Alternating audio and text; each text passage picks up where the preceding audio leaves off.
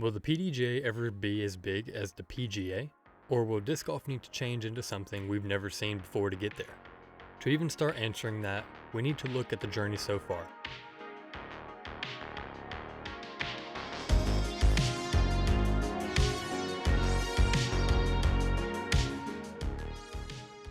Over the last 10 seasons, we've seen incredible throws, dramatic finishes, and a surge of new players discovering the game.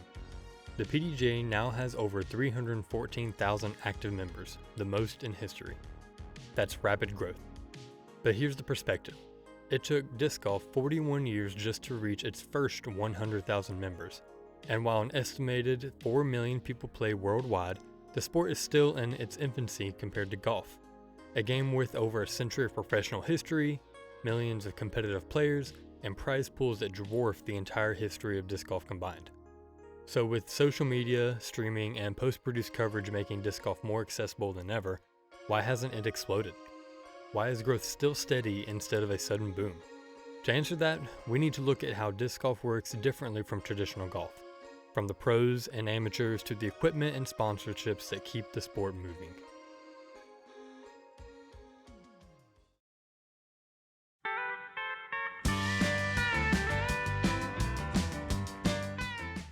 If you've been playing disc golf for a while, you've probably looked up how it all started. The frisbee, the basket, or the first organized games. Compared to most sports, disc golf is brand new. The PDGA was founded in 1976, the exact same year Ed Hedrick introduced the modern basket, the pole hole. Meanwhile, golf traces its roots back to the 1700s. That's 300 years of development, culture, and money behind it. Disc golf? It's just now writing its story.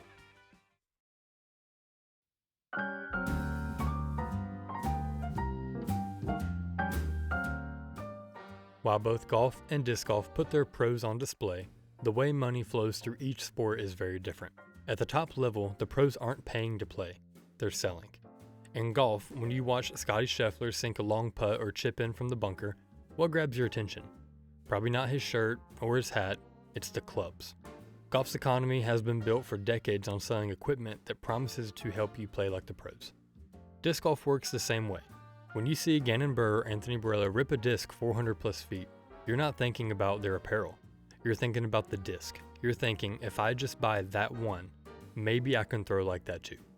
And that's the hook, the average player.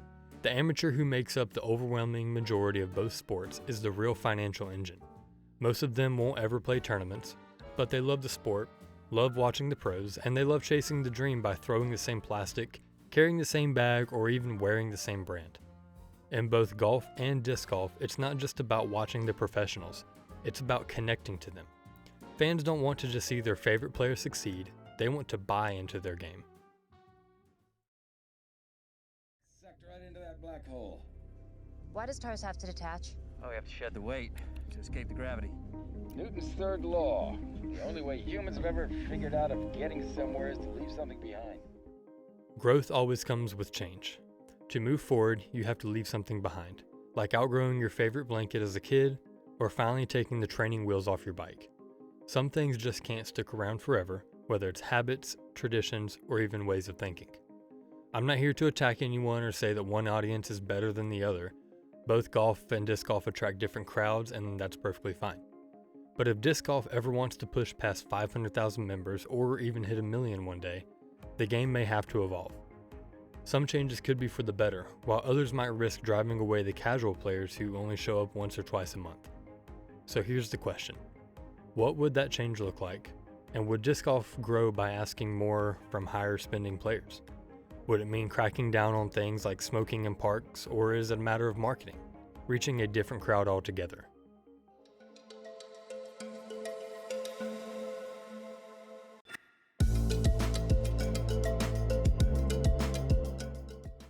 Golf is expensive, at every level. Clubs, balls, shoes, memberships, greens fees, it all adds up. Playing a course like Pebble Beach can also cost over $600 for a single round. Shadow Creek between $750 and $1,000. That's somebody's rent check for the month. And that expense fuels the top of the game. PGA Tour players compete for millions in prize money, backed by decades of established sponsorship and media coverage. Disc golf, not quite there yet. While the cost to play is low, one of its biggest advantages, it also limits how much money flows to the pros. Sponsorships are growing, with companies like Barbasol, Microsoft, and Chess.com stepping in. Some tournaments even see multi-year deals, like Barbasol sponsoring the Tour Championship from 2022 to 2025. But these are usually one-off or single event commitments. Disc golf still lacks consistent, season-long sponsors that can support players at a PGA level. Broadcasting is another hurdle. Golf is bundled into services that most people already pay for, giving fans full coverage without extra cost. Disc golf, by contrast, often requires a Disc Golf Network subscription. One round might be free on YouTube, but the rest usually comes with a fee, and some fans wait for post-produced coverage on YouTube instead. Even live rebroadcasts on TV are often condensed into a single 1-hour highlight show. While this is watchable, it rarely allows viewers to follow an entire round or tournament without seeking additional coverage online. Even attempts to disrupt traditional golf show that money alone doesn't guarantee success. Take Live Golf, essentially a real-life maxi league from Happy Gilmore 2.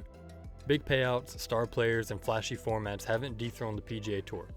The lesson? It takes more than just money to build a sport. Growth requires commitment, inclusivity, and a connection to players at all levels.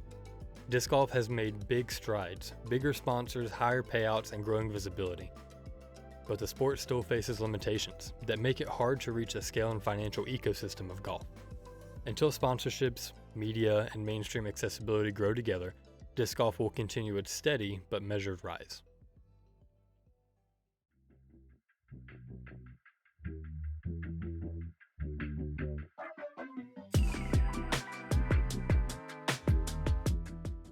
Disc golf has a major advantage that golf will never have. It can be played almost anywhere. City parks, wooded areas, or even a couple urban spaces can host a course.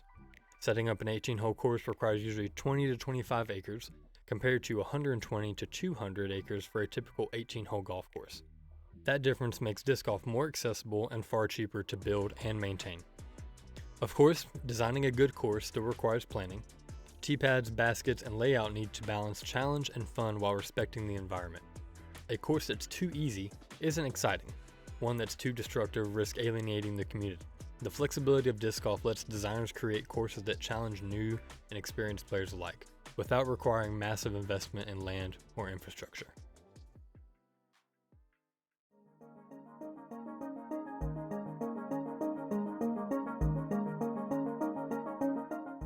Before writing this, I asked Reddit for opinions on why disc golf hasn't reached PGA level popularity. Answers varied, but one thing was clear. Most players love disc golf the way it is. They enjoy playing casually with friends, connecting with nature, and staying active without spending a lot of money. Disc golf holds a unique place in people's hearts. That casual, accessible, and social side is what keeps the sport thriving at grassroots level. But it also presents a tension. If the sport grows too fast, tries to chase bigger sponsors, or raise prices too high, it risks losing the very qualities that make it special. Disc golf has a bright future, but it will never grow exactly like golf, and maybe that's a good thing. Its accessibility, low cost, and flexibility allow anyone to pick up a disc and play. At the same time, the PDGA, tournament organizers, and sponsors have opportunities to grow the professional side, increase prize money, and reach a wider audience. The challenge is balance. Disc golf can become bigger and more recognized while still preserving its heart, fun, community, and inclusivity. Growth doesn't mean losing what makes the sport unique. It means building a version of disc golf that is sustainable, exciting, and approachable for pros and beginners alike. In the end, disc golf may never be the PGA, but it doesn't need to be.